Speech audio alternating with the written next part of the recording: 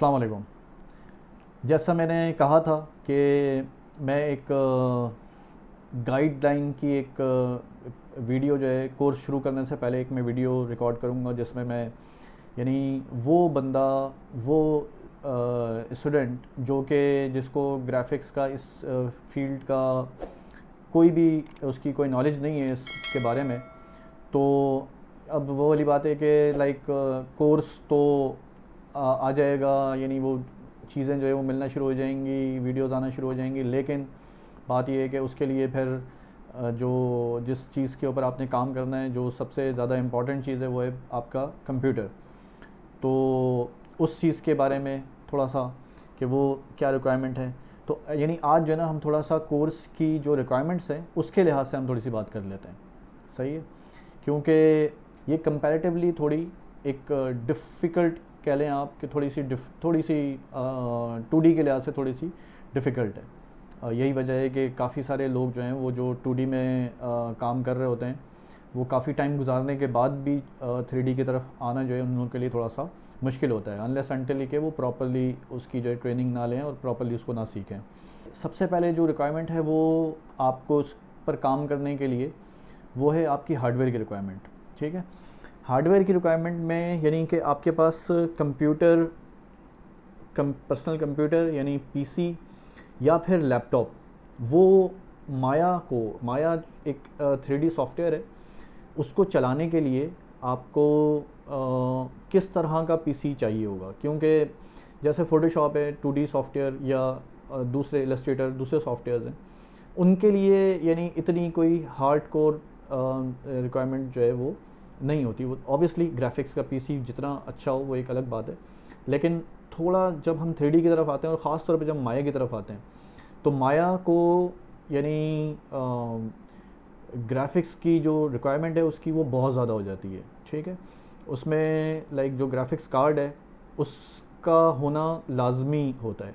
PC पर जाएं, laptop लें कोई भी, तो वो अगर 2D सॉफ्टवेयर सीखते हैं आप लाइक फोटोशॉप वगैरह इलस्ट्रेटर वगैरह सीखते हैं तो उसमें आपको इतनी ज़्यादा रिक्वायरमेंट नहीं होती। सबसे पहले हम हायर लेवल पे नहीं जाते क्योंकि हायर की तो कोई यानी कोई लिमिट ही नहीं है।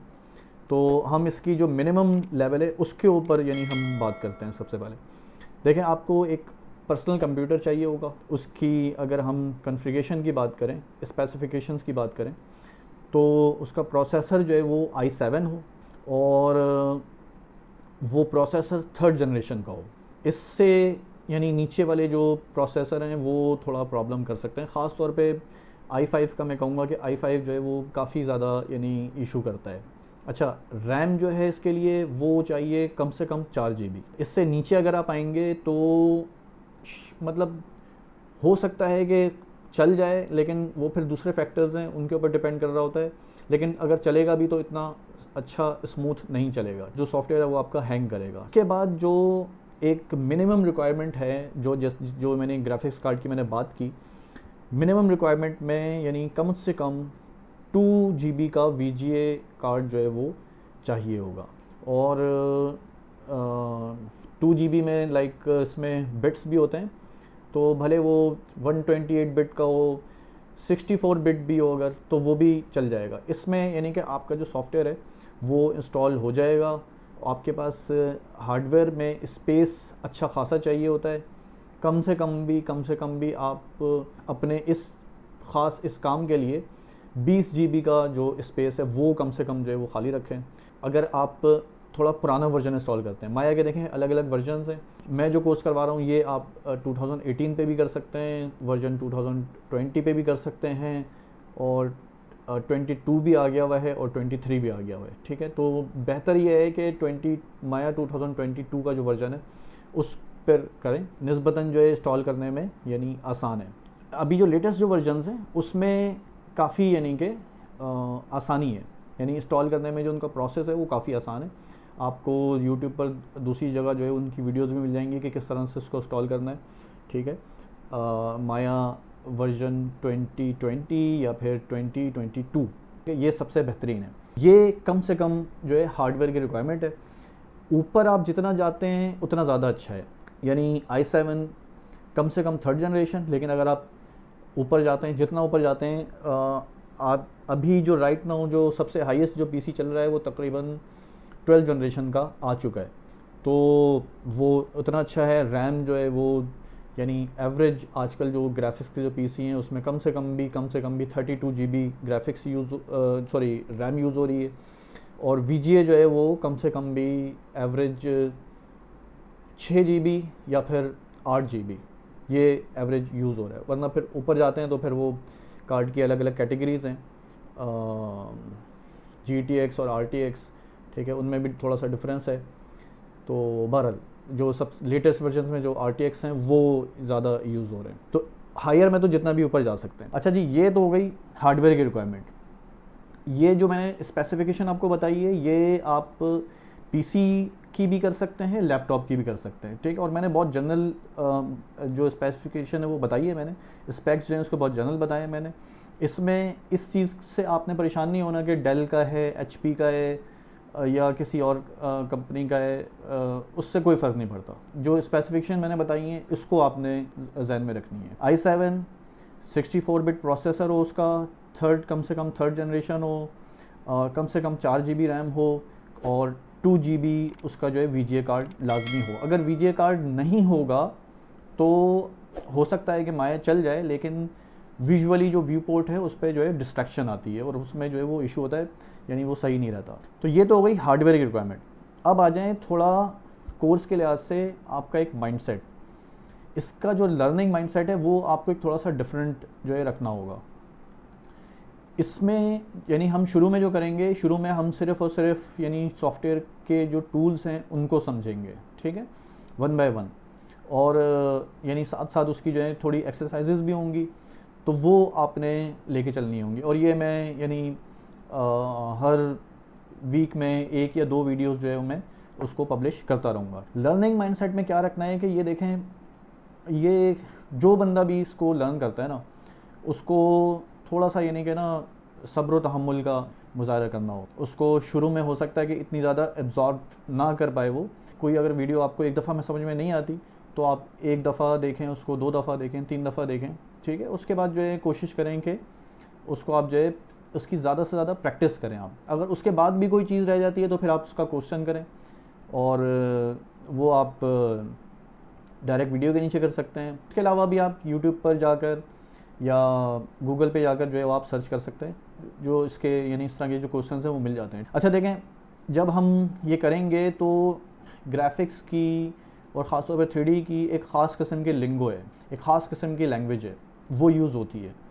यानी लैंग्वेज का मतलब ये नहीं है कि मैं कोई C++ या किसी और चीज़ की मैं बात कर रहा हूँ, नहीं, बल्कि जब मैं बात कर रहा हूँ तो मैं मिसाल के तौर पर मैं पॉलीगॉन, वर्टेक्स, ये सारी चीज़ें ये मैं आपको वक्तन फ़वक्तन बता दूंगा, तो आपने इन चीज़ों को पकड़ना है, इस लिंगो को आपने अडॉप्ट करना है, ताकि वो एक यानी पूरी जो हमारी इंडस्ट्री है ना उसके अंदर वही लिंगो यूज़ होती है। तो ये आपने इस चीज़ को यानी आपने वो करना है, इसको आपने ग्रिप में लेना है और उस माइंडसेट के लिहाज से चलना है, ताकि कहीं पे भी अगर आप कोई सर्च भी करते हैं या कहीं पे भी कोई आप वीडियो देखते हैं तो उसमें आपको फिर वो बात समझ में आए, आप उससे कनेक्ट हो सकें सही तरीके से। तो वन बाय वन मैं वीडियोज़ जो है वो देता जाऊँगा आपको। जो है शुरू में हम सिर्फ टूल्स करेंगे, वो आगे जाकर मैं थोड़ा यानी शुरू के जो हमारे जो एक्सरसाइजेज हैं वो निस्बतन आसान हैं, आगे जाके थोड़ा सा हम कॉम्प्लिकेटेड चीज़ों को करेंगे। और उसके बाद इसमें जितने भी टूल्स आप करेंगे, आपको ये करना है कि आपने वो टूल सीख लिया तो उसके बाद फिर आपने अपने तौर पे खुद से उसकी जो है ना एक्सरसाइजेज करनी है। यानी कि आपने एक काम अगर एक चीज़ उससे बना ली, कोई एक चीज़ उसको आपको समझ में आ गई, तो अब ये आपका काम है कि आप उससे मल्टीपल चीज़ें नेट पे जाके सर्च करें, गूगल पे जाके सर्च करें, इमेजेस निकालें और उससे मिलते जुलते मॉडल्स जो हैं वो आप खुद से निकाल कर और ख़ुद से आप मॉडल करें। जितना ज़्यादा आप खुद टाइम लगाएंगे आप लर्न करेंगे। उसमें अगर आपको कहीं मुश्किल आती है, आप सबसे पहले खुद से सर्च करें, खुद से निकालें। उसके बावजूद भी अगर आपको यानी वो चीज़ क्लियरिफाई नहीं होती तो फिर आप क्वेश्चन करें। और यानी जैसा मैंने बताया कि अगर मैं फ्री हूँगा तो मैं रिप्लाई करूँगा, अगर मेरे स्टूडेंट्स जो फ्री होंगे तो वो रिप्लाई करेंगे, तो इस तरह से जवाब मिल जाएगा आपको। लेकिन यानी कोशिश करेंगे पहले अपना वर्कआउट, अपनी रिसर्च, अपनी मेहनत जो है वो आप कर लें पहले, ठीक है। और जितना ज़्यादा आप खुद से टाइम लगाएंगे, जितना ज़्यादा आप खुद से इसके ऊपर मेहनत करेंगे उतना ज़्यादा आपको रिज़ल्ट मिलेगा। तो जितनी भी एक्सरसाइज आनी है एक दफ़ा करने के बाद उसको आप दोबारा करें और उसके बाद फिर उसी तरह का दूसरा काम करें। जैसा मैंने बोला, नेट से जाकर दूसरे मॉडल उस तरह के देखें और उसी तरह की उस कोशिश करेंगे उस तरह की चीज़ जो है वो आप मॉडल कर सकें। इससे ये होगा कि आपकी ग्रिप वो स्ट्रॉन्ग होगी माया के ऊपर। देखें, माया जो है वो एक बहुत ही कॉम्प्लिकेटेड सॉफ्टवेयर है, लेकिन मैं जिस तरह से आपको जितनी चीज़ें मैं आपको बता रहा हूँ, सिर्फ आपने अभी यानी इस कोर्स के लिए अभी आपने सिर्फ उन चीज़ों को करना है। आपने माया को देखकर घबराना नहीं है कि जो है ये इसमें इतनी सारी ऑप्शंस हैं, ये क्या है वो क्या है। आपने किसी चीज़ को, क्योंकि माया एक ऐसा सॉफ्टवेयर है कि यानी मुझे तकरीबन 20 साल हो गए हैं यूज़ करते हुए, लेकिन कोई भी जो यूज़र है वो ये नहीं कह सकता कि मैं जो है ना माया का मास्टर हूँ। ठीक है, मतलब जो मास्टर्स हैं वो भी ये कहते हैं कि हमें माया पूरा नहीं आता, क्योंकि उसके एस्पेक्ट्स इतने ज़्यादा हैं। और ये खैर सिर्फ माया के साथ नहीं है, फोटोशॉप और दूसरे सॉफ्टवेयर के साथ भी इनका जो यूज़ का जो लेवल है ना वो बहुत ज़्यादा डीप है। तो इसलिए आपने ये नहीं सोचना कि यार ये क्या है, इसका तो मुझे पता ही नहीं है, ये क्या है इसका तो मुझे, आपने नहीं, क्योंकि माया एक इंडस्ट्री के लिए यूज़ नहीं होता, ये मल्टीपल इंडस्ट्रीज़ के लिए यूज़ होता है। तो हर इंडस्ट्री का अपना अपना अलग अलग यूजेज है और वो जो इंडस्ट्री है वो उसकी ख़ास तौर पे सिर्फ उन चीज़ों को यूज़ करती है, दूसरी इंडस्ट्री उन चीज़ों को नहीं देखती। तो ये यानी एक जनरल माइंडसेट आपका होना चाहिए। अभी स्टार्ट में आप जो सिर्फ मैं बता रहा हूँ उसको आप फॉलो करें तो आप बहुत आसानी से चीज़ों को करने लग जाएंगे और आहिस्ता आहिस्ता आपको चीज़ें समझ में आने लग जाएंगी और फिर आहिस्ता आहिस्ता आपकी ग्रिप बढ़ती जाएगी, फिर आप खुद से भी चीज़ों को कर सकते हैं।